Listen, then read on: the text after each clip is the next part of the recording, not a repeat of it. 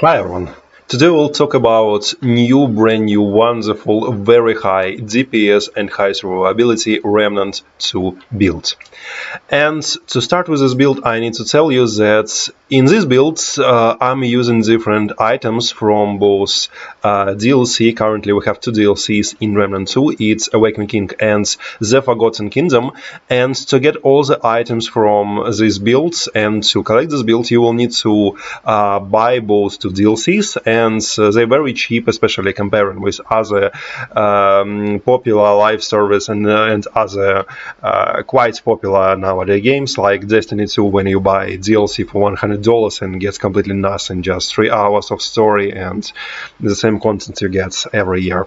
So I highly advise you to buy these DLCs because they are not only expanding the main story of Remnant 2, but also they're giving you quite a lot of very wonderful, really nice loot to get. So about this build. We will use in this build two new archetypes, each ritualist from Loadout new zone from Awakening King DLC, and we will use Invoker archetype from new zone in Yaesha in the Forgotten Kingdom DLC. So what I'm using, why I'm using currently these archetypes, and why my prime archetype is ritualist. Because if you remember, or as you can see in my on my screen, we got very wonderful perks, passive perks from ritualist archetype, and they are Wrath, increasing all damage to enemies affected by negative status effects by 25%, and also increasing our critical chance against enemies affected by negative status effects by 5%. So it's very very vital for our build because we're using a lot of different negative status effects. As you can see from skills I'm using, you may already understand what they mean if you played this archetype previously.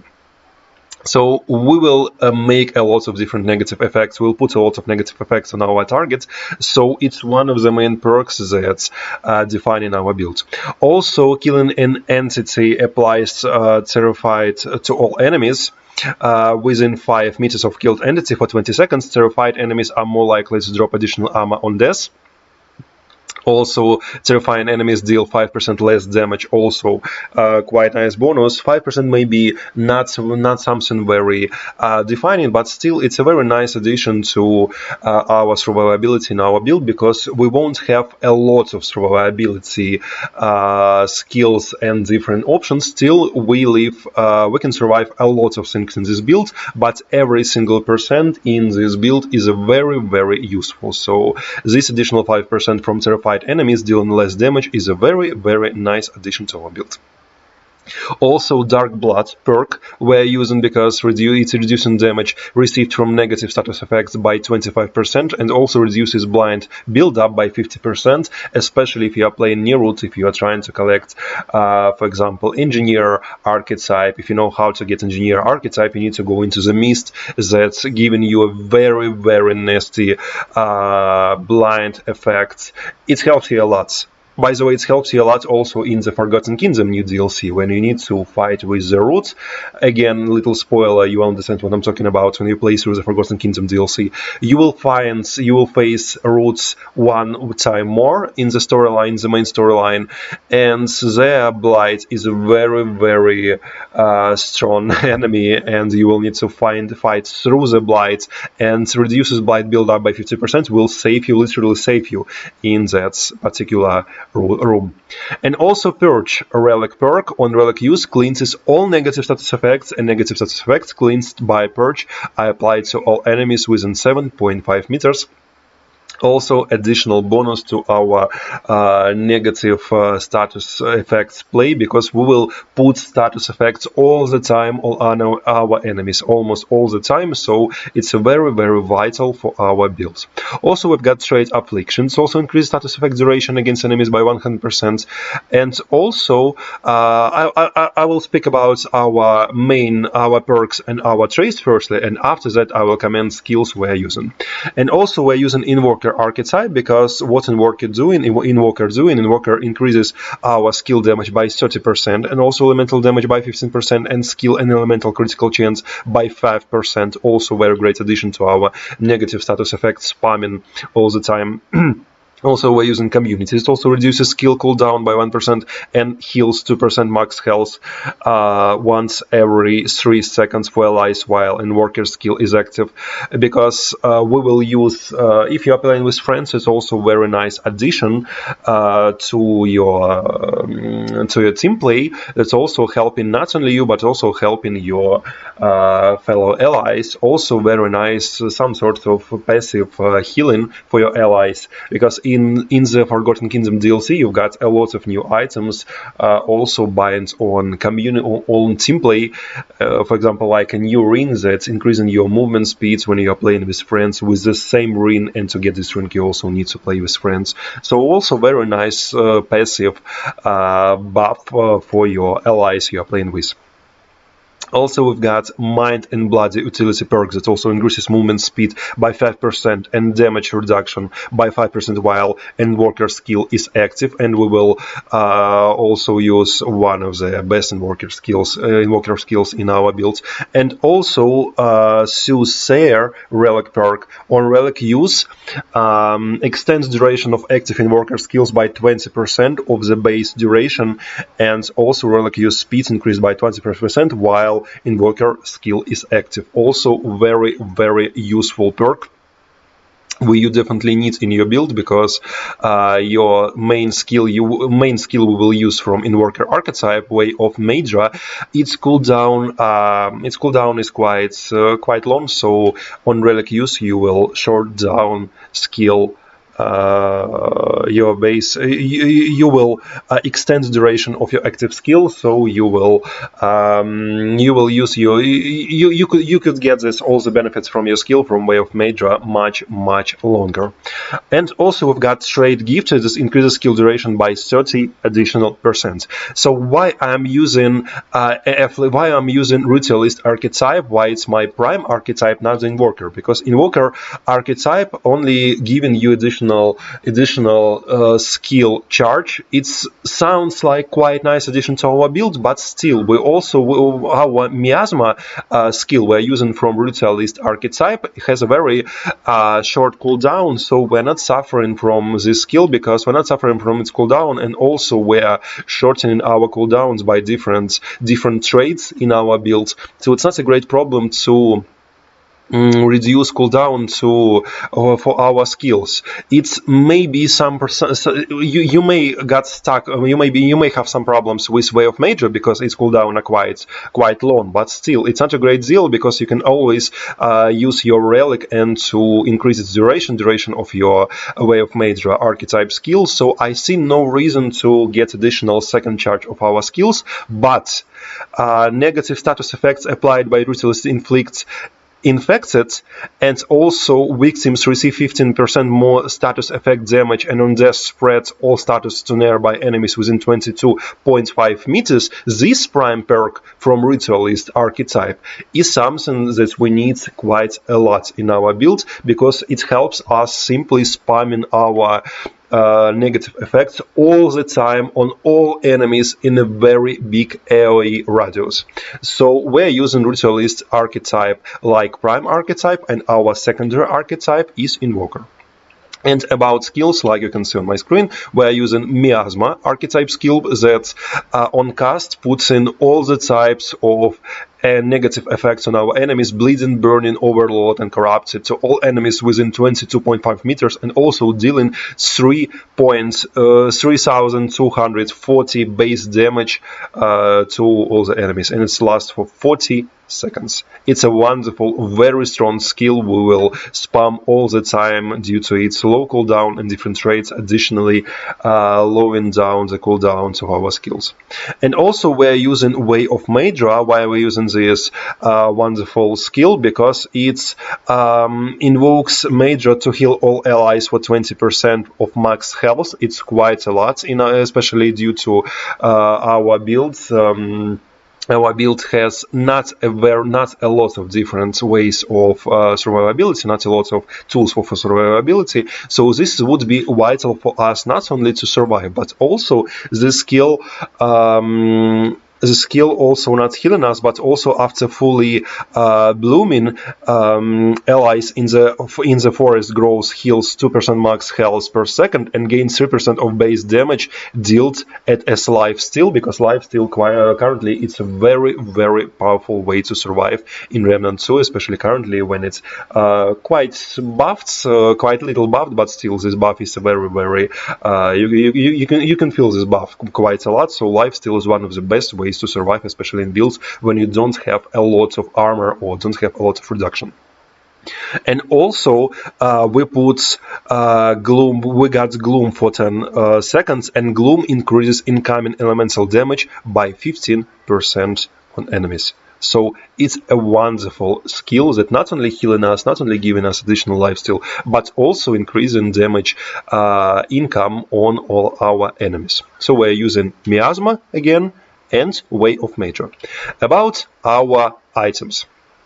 I will start with our relics. I'm using Resonance and Heart on use, which generates 50% of max health over 5 seconds, and also it can be buffed by different traits. We'll talk about traits a little bit later. And also when heal ends, and overhealed health to self is doubled and awarded over next 20 seconds. There are different very nice hearts, but I prefer this because I simply get a lot of health over 5 seconds. It's not a great deal to survive these 5 seconds, at least for me, in my opinion. So I know there are a lot of very, very useful hearts, but I currently prefer this heart because I get a lot of health, and also I get my health, my heal health healed or doubled and awarded over next 20 seconds when the heal ends. So I definitely think it's one of the best hearts in the game, and it's very, very nice work in our build.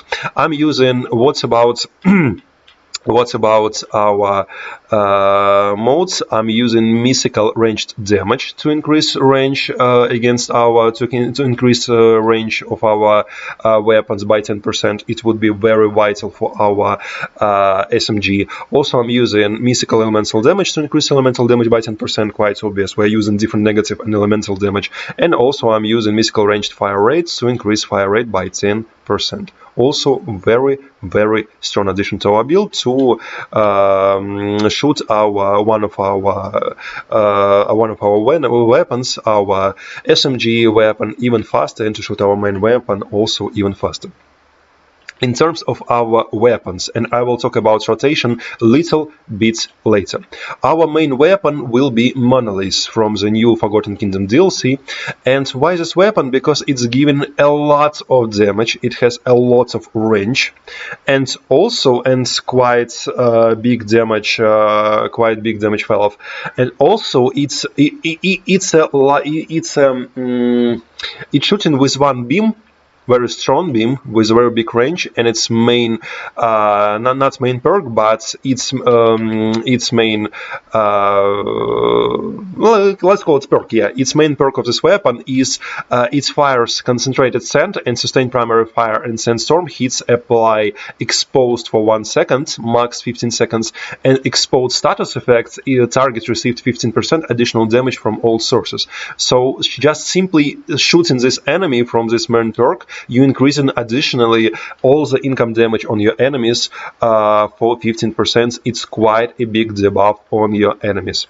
And its main exotic perk, let's call this the time, because I've been playing Destiny a lot, so for me it's some sort of exotic perk, because it's exotic weapon, because it has curated static perks, so I call it exotic perks with my friends.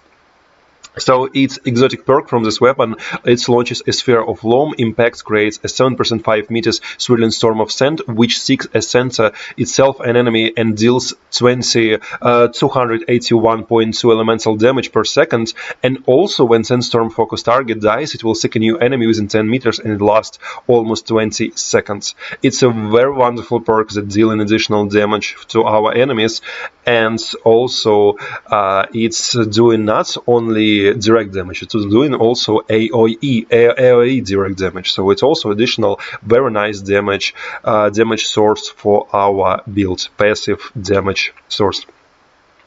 As a mod, I'm using Fitted Wounds, as it increases critical chance of this weapon by 3% for per unique negative status effect on the enemy, and we're using a lot of different negative status effects. So we've got this, we're increasing this critical chance of this weapon quite a lot, and also almost by 15% because we're almost time spamming almost all the negative effects on our enemies.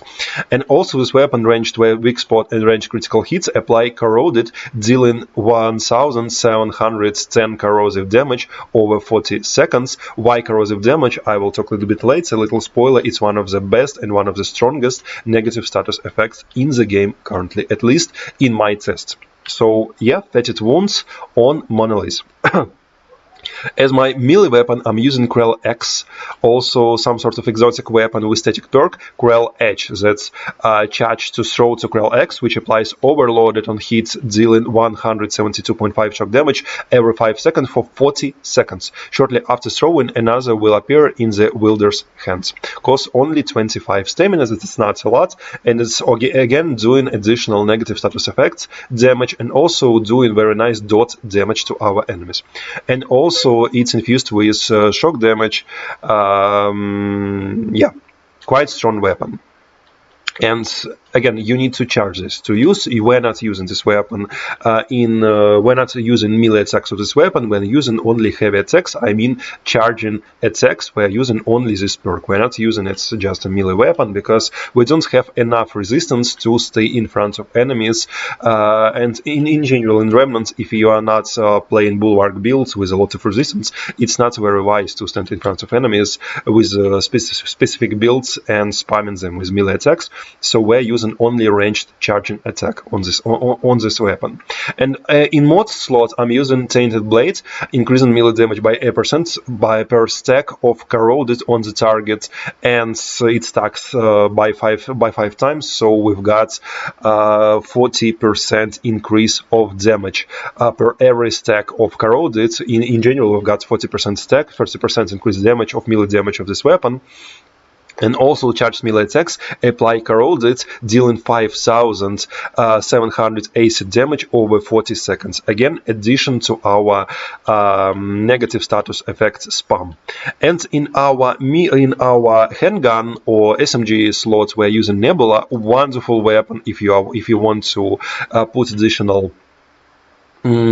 additional negative effects on your enemies. It fires a stream of super hot acid gas, which applies the corroded effect, dealing 840 corrosive damage over 60 seconds, and also killing targets corroded by Nebula spawns a gas cloud which applies its own heat effect.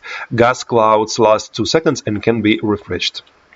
And why we're using these weapons, again, it's not only doing corrosive damage, but also its exotic perk, Nanoswarm, also unleashes a swarm of nanomachines that seeks after enemies within 20 meters and repeatedly attacks, dealing 27 acid damage per hit, and applies corroded, dealing 2,280 acid damage over 60 seconds, and also lasts for 20 seconds. It's also not only doing additional damage, but it also helps us to afflict additional negative status effects on our enemies, because these effects not only spreading from one enemy to another, it's additionally targeting and chasing enemies up. So it's passively doing dots and passively refreshing our negative status effects. So our enemies will be affected by negative status effects simply all the time while we are fighting, while we are using anything in our build.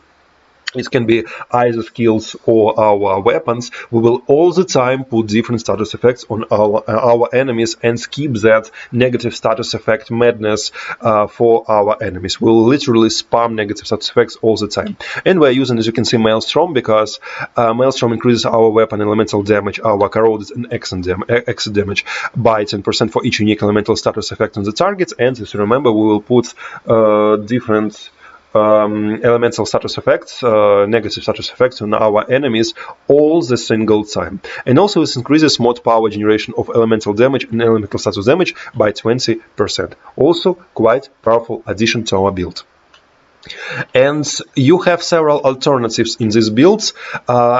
Again, if you don't have Krell X for now, you can use another weapon also from new DLC called Crystal Staff. Melee weapons also dealing a lot of shock and overloaded damage, and you will need to use again Tainted Blade mod if you don't have Krell X. But I highly recommend you get Krell X. It's much stronger and it's doing much better, much more damage. I've tried to test damage with Crystal Staff, and with Crystal Staff it's much more difficult to use it because you will need to use two heavy attacks, two charge attacks in a row to get its proc, and don't have a lot of radius of its main perk, and we need to use it main perk, two charge attacks to get the main benefit from this weapon.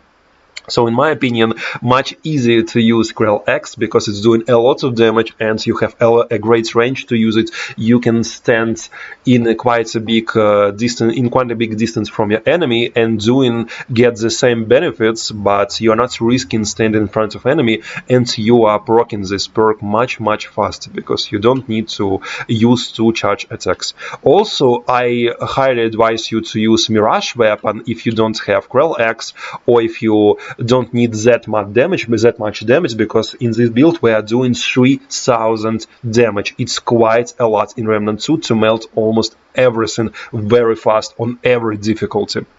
So if you don't want that much damage, you can swap Krell X to Mirage. Mirage working wonderfully. It's a mace that's making all your enemies exposed.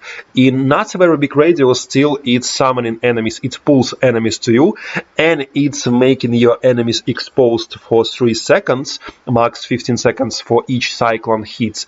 And you're simply using this heavy attack, and let me show you what you are doing. You are using this heavy attack, this charging attack, and it's summoning all the enemies to you, making the sandstorms, and also exposing them, increasing damage, all income damage of your enemies by, if I remember correctly, 15%. It's also quite a lot. It's a wonderful perk if you need to pull enemies, but your overall damage will be less.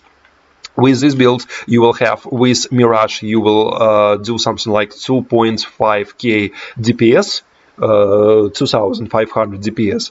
And if it's enough for you, okay, use Mirage. It's much easier in overall use, especially if you're fighting trash packs. But I highly advise you in this build to swap Mirage with Reinvigorate perk, mod, sorry, not perk, but mod, with Reinvigorate mod to Krell X with where it was, yeah, here it is, to Krell X with Tainted Blade for boss fights, because it's doing much more damage and it's very vital for our rotation.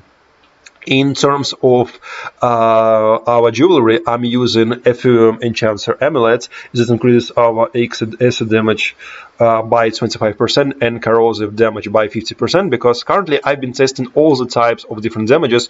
I've tried fire builds, I've tried other electricity builds, and despite that builds are very strong.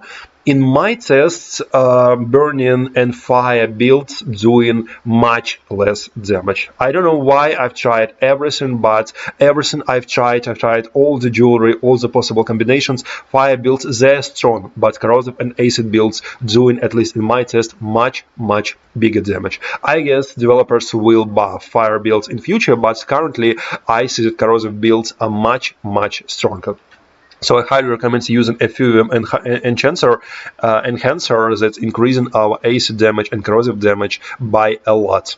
In terms of rings, I'm using Red Ring of Deserts, duplicates the last damage and negative status effects applied to target, and also reducing outgoing status effect damage by 10%. It's not a big reduce, but duplicating our last negative status effects is a very vital, because you can simply, as I already told you several times in this video, you will simply just spam negative status effects all the time on your own enemies, so you will benefit from all the perks, from all the mods, from all the passives all the time, because all the time you will put almost all negative effects on your enemies. Next ring I'm using Ahane Crystal. It's dealing 5% additional damage to for each unique status effect the target is suffering from. That is compensating this 10%, reducing from our ring of red's ring of death that reduces outgoing status effect damage. Ahane Crystal will completely compensate and even overbuff our negative status effect damage. Also, I'm using encrypted ring that use a mod that on use a mod regenerates 20% of max health over 10 seconds. It can stack up to 30 seconds. It's also very strong ring to increase our enhance our survivability, total survivability in this build. And the last thing I'm using in this build is Timekeeper's Jewel Ring that increases duration of all status effects applied by the viewer, and duration varies per status. So also to buff our negative status effects in this build. As I told you, again, you can use, if you don't have Krell X, you can use Mirage, but in terms of jewelry, if you don't have a Fume Enhancer, or you think it's not necessary in your builds, I advise you to use Chains of Amplification. It's a flex spot, so we can swap a Fume Enhancer to Chains of Amplification. It also increases all damage dealt to targets suffering from a status effects by 20%, or a classic Ankh of Power that also grants a 50% increase to all damage, and consuming a relic increases the bonus to 25% for 15 seconds. But in my opinion, acid and corrosive damage is currently one of the best, one of the highest damage in the game among different status effects. So I see much more reason to use a Fume Enhancer, but not Chains of Amplification and Ankh of Power. But it's okay if you don't want to buff your corrosive damage, or if you want to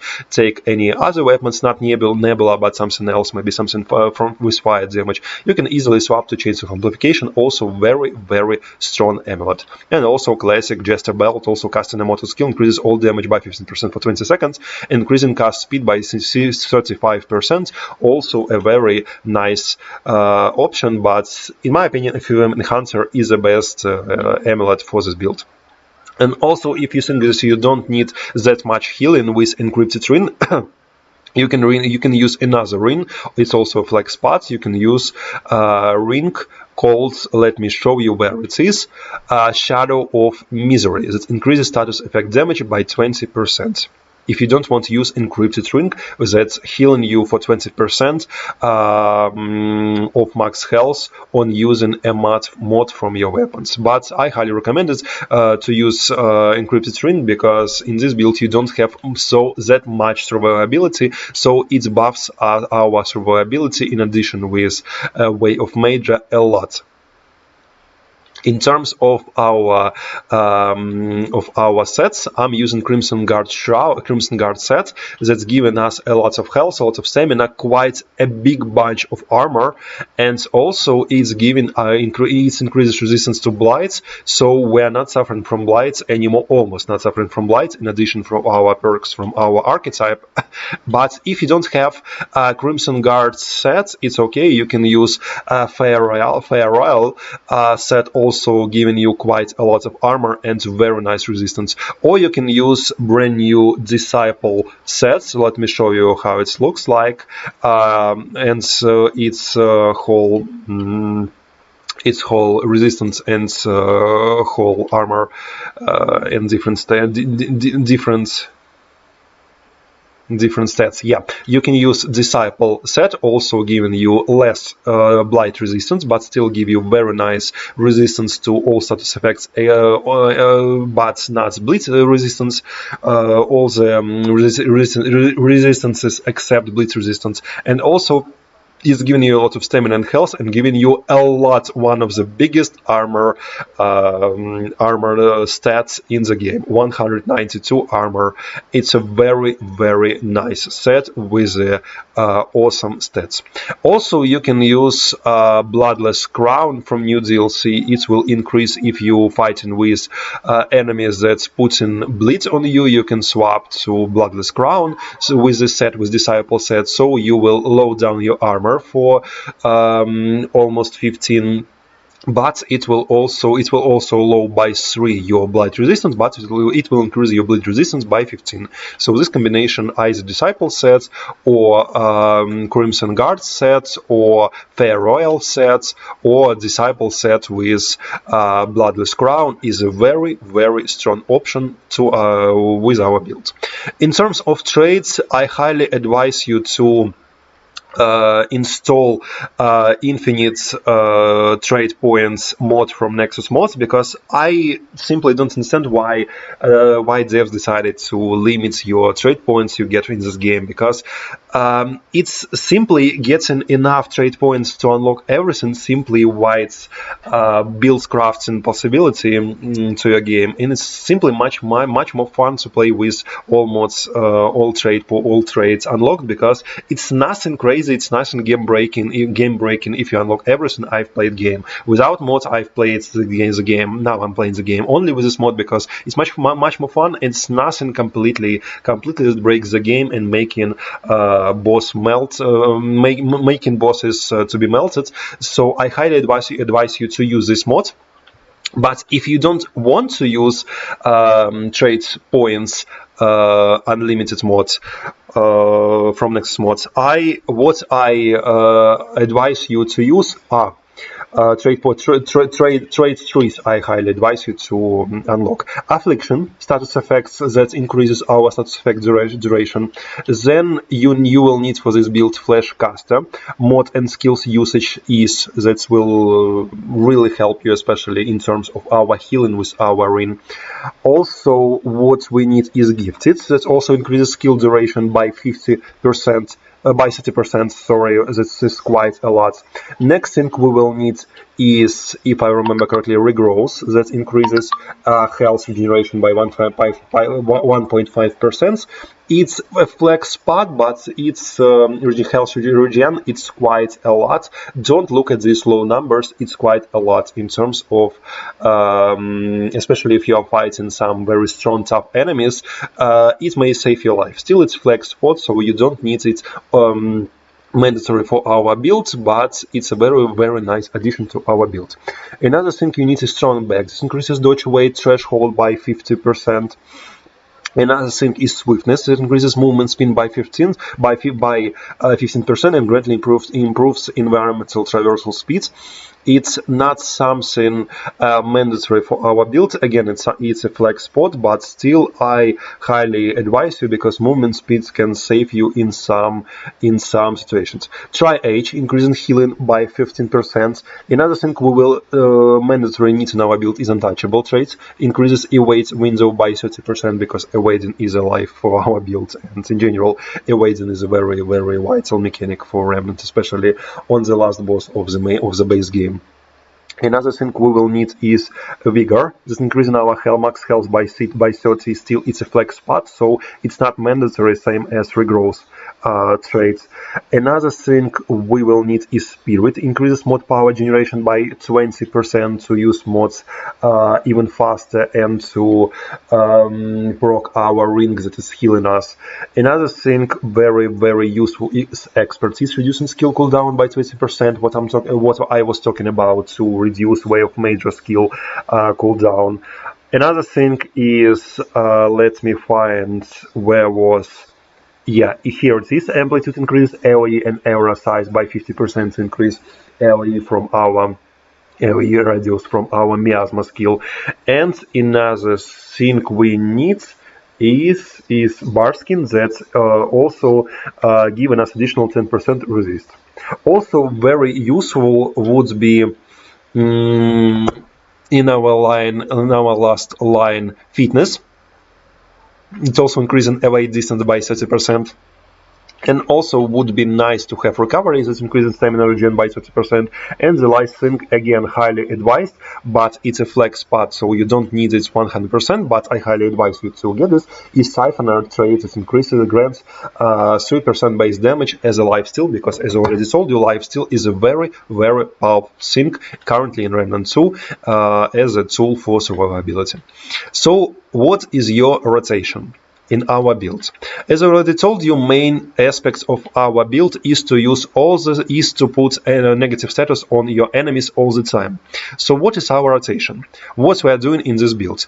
We use Miasma, we use Way of Major. Now we start shooting our SMG. We are proccing this mod. Now we are throwing our X, and now we start shooting our main weapon. And again, when we have mods, we are using our mods. And from time to time, again, we're throwing our Krell X to increase our damage. And again, when we have mods, we're using mods. When we have skills, we're using skills. But mainly, we are shooting our main weapon, and we're using all the mods. And we're shooting again Krell X. We're shooting SMG from time to time to reproc SMG and perk. Well, now we have Miasma, we are proccing Miasma again, and we swap back to our main beam weapon and shooting our weapon all the time, proccing its mod when it's ready. Again, shooting our beam, shooting, throwing Krell X when we need to reproc it, and you see we're doing quite big amount of damage. It's a very easy to have 3k DPS on this build. It's not a big deal, but even if you are missing some things with this build, you will get 2.7, 2.8 thousand DPS with no problem, simply for just using skills whenever they are ready, and simply for just proccing Nebula and shooting our main weapon all the time and throwing Krell X. So you see, it's a very easy build to play, nothing difficult. If you don't know where to get any items from this build, I will put a link in the description. One guy made a very wonderful work collecting all the items and make a Google spreadsheet with all the items, all the archetypes, all the bosses, where to get all the items, with a very precise guide how to get all the items in the game. And it's a Google spreadsheet, it's updated all the time, so check this link in the description. This guy made a wonderful work for the whole Remnant community, so check it to find what items, where to get all the items from this build. Again, nothing crazy about this build, nothing crazy, nothing difficult about this build, but you are doing literally crazy, wonderful amounts of damage, 2.5 or 3,000 damage, very easy, with a very easy rotation of simply just spamming 2 guns and using our skills. And the last thing I want to talk about is our connection, our foot we're using. I'm using Darksider, that increasing health by Darksider, that increasing health by 6.66% and stamina by 6.66%, and movement speeds additionally for the same amount. And it's a very nice food that's increasing our natural regen by quite a lot. It's not low numbers, almost 7%. It's quite a big in Remnant, so it can save you in some dangerous situation. And also increasing our movement speeds is a very strong, because movement and evading in this game is everything, especially in root worlds on the last bosses. So again, putting all the negative effects on enemies, very simple rotation, 3,000 DPS, very easy build to play, not very difficult build to collect all the items, very strong, very fun to play. So yeah, here it is. So thank you guys for watching this video. Don't forget to click the like button and subscribe for our build if you want more builds on Remnant. To check our 6 or even 7, if you are counting bonus build, our 6 best builds Remnant 2 video I've created several months ago, almost half a year, and check our different builds guides on our channel. And as always, I will see you in the next video. Good luck.